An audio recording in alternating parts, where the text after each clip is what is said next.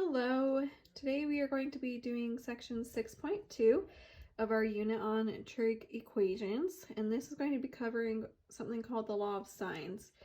When we're doing the law of sines, I just want to note really quick that we want to make sure we are in degree mode in our calculator. If your calculator is in radian mode, you can do the problem perfectly right and your calculator will give you the wrong answer. So just as a review again, you want to go to mode in your calculator and make sure that degree is highlighted, that third one down instead of radian. So make sure that degree is black. And then you are good to go. So first, let's learn what the law of sines even is. So the law of sines is going to make a relationship between the angles of a triangle and the opposite side.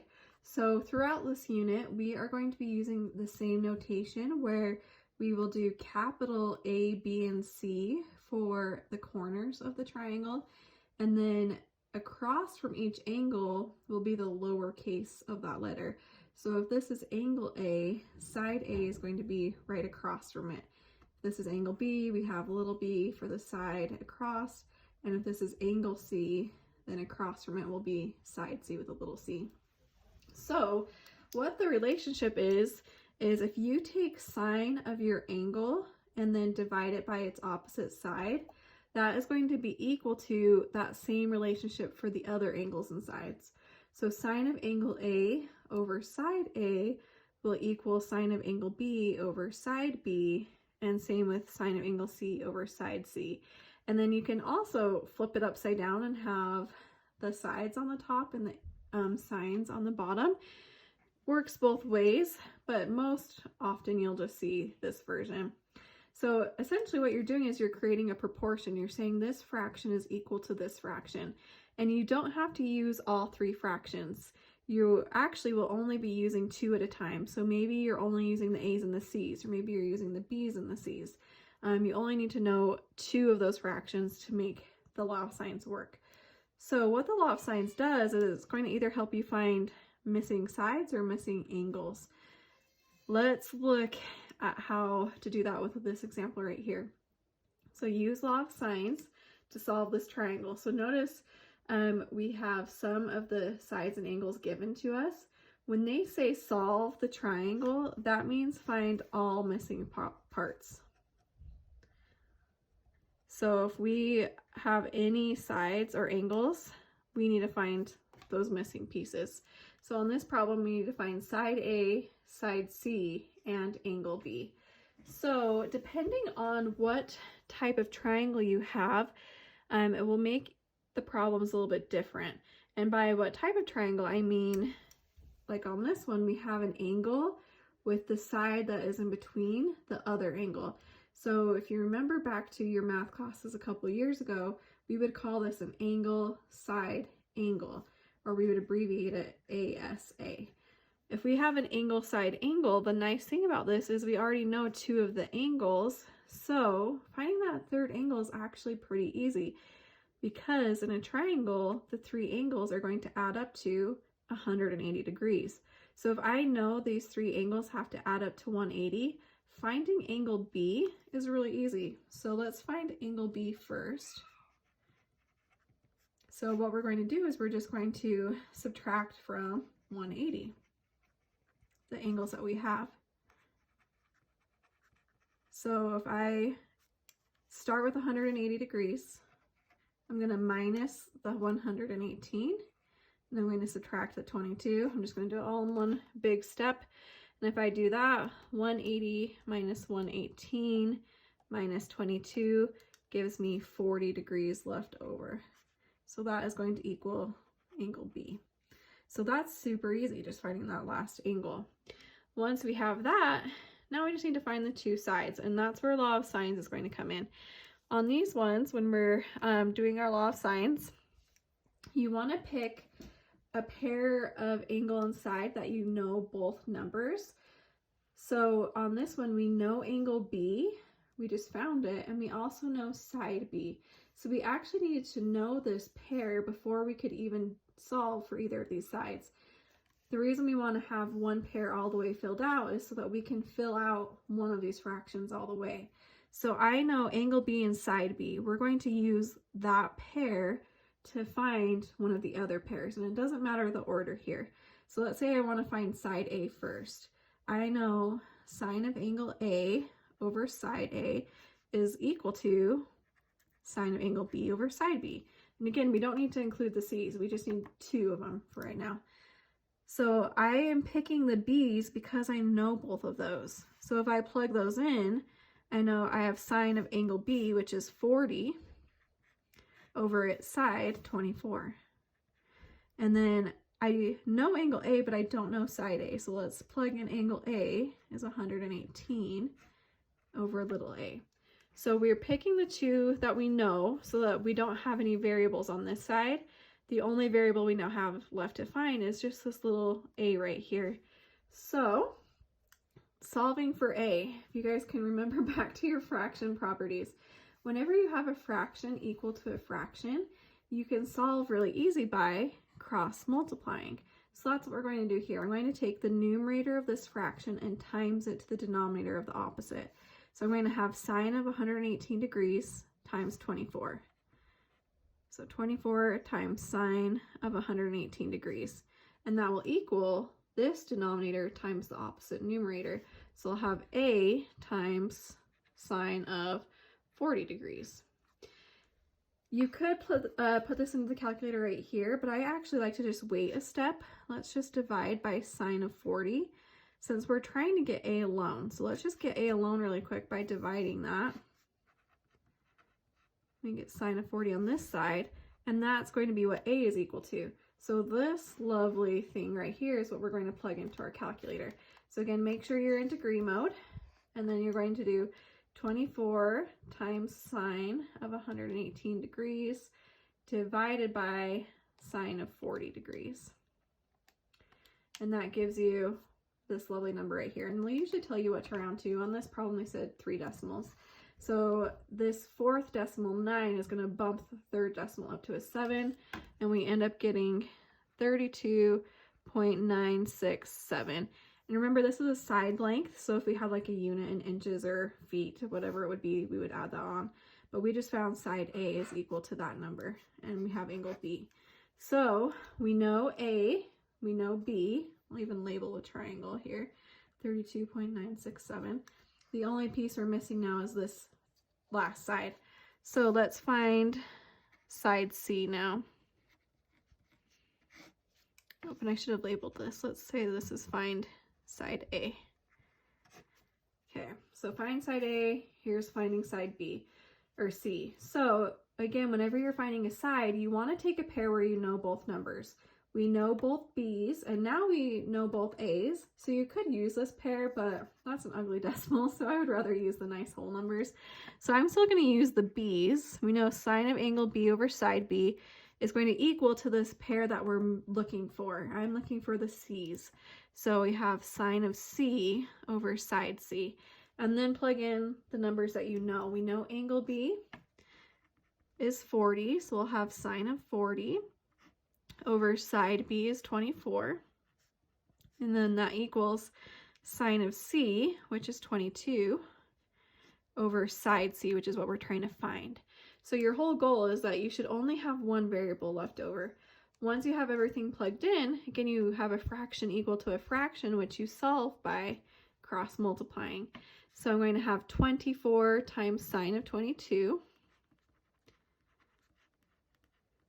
equals C times sine of 40. And again, we're trying to figure out what C is, so we want to get it alone, which the opposite of timesing by sine of 40 is dividing by sine of 40. So let's divide that sine of 40 on both sides. So that cancels, and we get that lovely C alone. And then this nice pretty fraction is what you're going to plug into your calculator. So we will have 24 sine of 22 degrees divided by sine of 40 degrees. And rounding to 3 decimals again, this 8 will bump the 6 up to a 7. So we end up with 13.987. and that would be your other answer.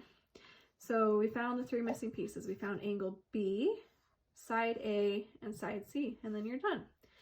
So that is the law of sines. You'll kind of get used to the steps once you've done it a few times, but you'll have a lot of fractions where you just end up cross multiplying. That's kind of the main bulk of what we do on these problems.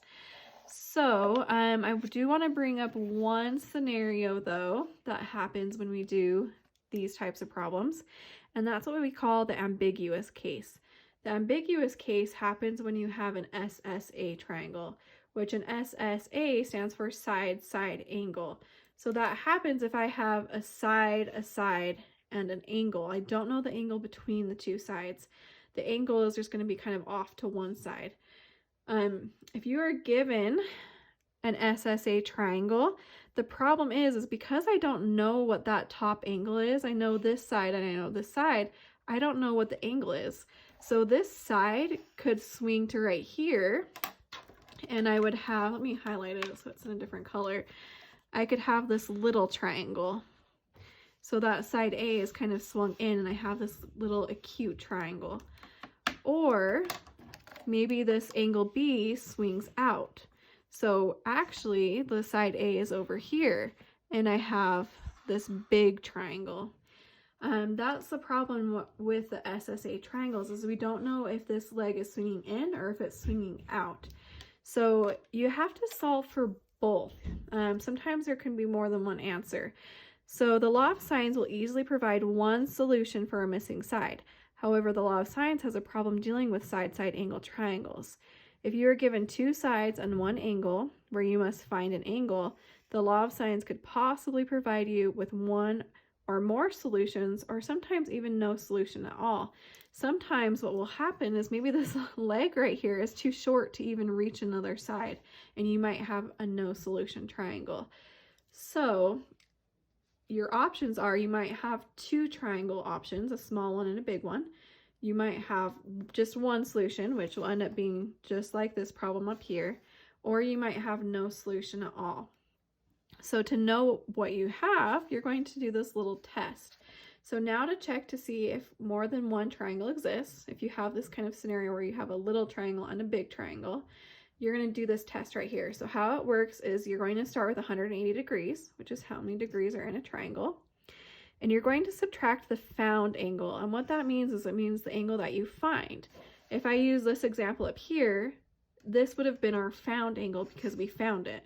So you would do 180 minus the angle that you find, and that's going to give you some answer. Then that answer, you're going to add the given angle. The given angle is going to be the one they gave you in the problem. If that answer is bigger than 180, that means there's only 1 triangle. So that's kind of the scenario we're hoping for. We only want to have 1. That's easier. However, if you add those numbers together and it's less than 180 degrees, then you have 2 triangles to solve for, which essentially kind of doubles the work that you have to do. So let's look at some more examples. Spoiler alert, these will all be the SSA case because I want you to see how to do them. So first thing when you're approaching these problems is figure out what type of triangle do you have. Do you have an angle side angle? Do you have a side side angle? Do you have a side angle side? And so do that by looking at what information they give you on your starting point. So on this one we have a side and then a side with an angle not attached. So SSA. So that is our ambiguous case. I'm going to put a little star by it. Whenever you have an SSA triangle, you have to do this little test. But before we can do the test, we need to find an angle. So to find an angle, on this one, we have to approach it a little bit different because it is an SSA versus the last one was an angle side angle. This one already gave us 2 angles to start with, so the third angle was really easy to find. This one though, we only know 1. So we're going to have to use the law of sines to find the second angle rather than just subtracting from 180. So we're still going to approach it the same way where we want to find a pair where we know both the angle and the side. So I see I have angle A and side A across from it. So this would be little a. This would be little b, and this would be little c. So since I have this pair right here, the angle on the side, we want to use that pair, and then we're going to use it to find one of the angles. Well, if I look at the C's, I don't know angle C or side C, so that really doesn't give us much to go off of. That's not going to help. But I do know side B, so it would be easier to find angle B since I already know its side. So let's find angle B. So to do that, we're going to set up the law of sines with the pair we know equal to the pair we're trying to find. So I'm going to do sine of angle A over side A, since I know angle A and side A. And I'm going to set it equal to the pair I'm trying to find, which is angle B over its side B.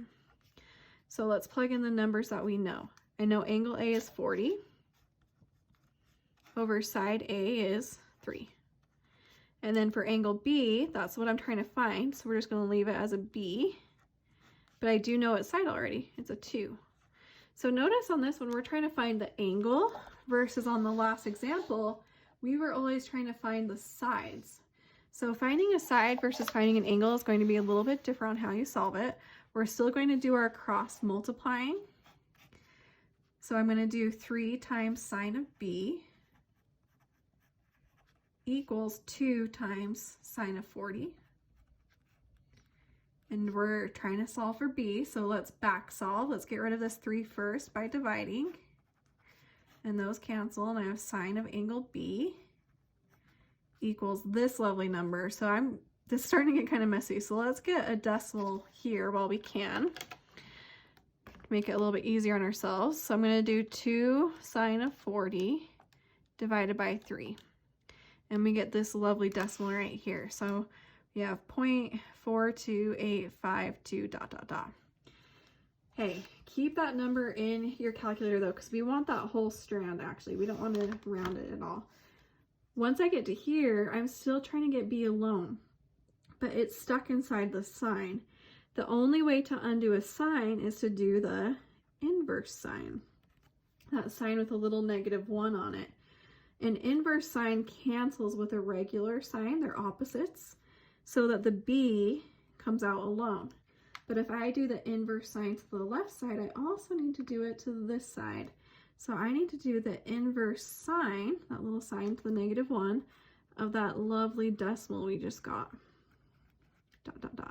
But you don't want to round. So in your calculator, what I want you to do is the inverse sign is right above the regular sign. So you're going to push second and then sign. And notice that little -1 is on there now. Instead of rounding and just doing like 0.42, I want you to use your arrow key to go up and highlight that whole strand and push enter. And then your calculator will remember all those digits for you. We don't want to round until the very end. So push enter. And then once we get this answer, then we can round. So if we round to the third place again, this 9 is going to bump this 3 up to a 4. So we get angle B, I'm going to write it over here, equals 25.374 degrees. And sometimes they'll have you just round to the nearest whole number on the angles, but we'll do 3 decimals for now. So the nice thing is though, once I find angle B, remember we just found it as that 25.374, I now have 2 angles, so finding that third angle is really easy because I just need to subtract from 180 now. So we kind of just did the hard work. Let's find angle C by just subtracting from 180. So always do the easiest method. You could do law of sines, but why? Unless you could do this. This is a lot easier. So I'm going to do 180 minus the 40 minus the 25.374. And that gives us angle C. Let me subtract that really quick. 25.374. And we get 114.626.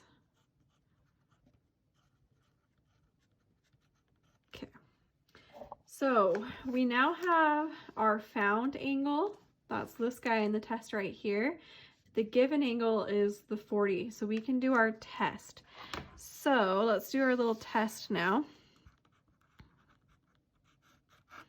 So in order to do the test, you're going to follow these steps. You're going to start with 180. You're going to minus the found angle. This is your found angle. So maybe I'll even highlight this so that we can kind of color coordinate it. The found angle is this guy. So we're going to subtract it, do the 180 minus that 25.374, and that gives us a leftover of 154.626. So I'm going to color coordinate this. Here's our found angle. That gives you this answer. Once you have this answer right here, you're going to add the given angle. That's what you started with. So we're going to add 40 to it. Well, 154 plus 40 is going to give us 194.626. This answer that we get is how we tell. So if this answer is greater than 180, there's only one triangle. So that means there's only one triangle on this one. That's what we hope for. We want only one triangle. That makes us happy, okay? When we get two triangles, that's when it's not happy. So let me color coordinate the given angle so we can kind of follow along with that. The given angle is what they gave to you. So that's going to be this guy right here. So now that we know we only have the one triangle, we don't need to worry about solving a second one, doing a small one and a big one. We can just go ahead and finish this triangle and get all the missing pieces. So we found angle B already. Then we found angle C now by subtracting. So there's the other answer. So now we have all of the angles. Now the only thing missing, we have three angles and we have two sides. We need to find that third side. So whenever finding a side again, you want to take a pair you know. So let's take both of the A's and set it equal to the pair you're trying to find. So let's find side C. Finding side C, we're going to do sine of angle A divided by side A equal to the pair we're finding, which is the C's. So sine of C over side C. Let's plug in the numbers. Angle A is 40 over 3, so we get sine of 40 over 3 is equal to the C's. We just found angle C, so that's going to plug in there. Sine of 114.626 over side C. Cross multiply again, lots of cross multiplying.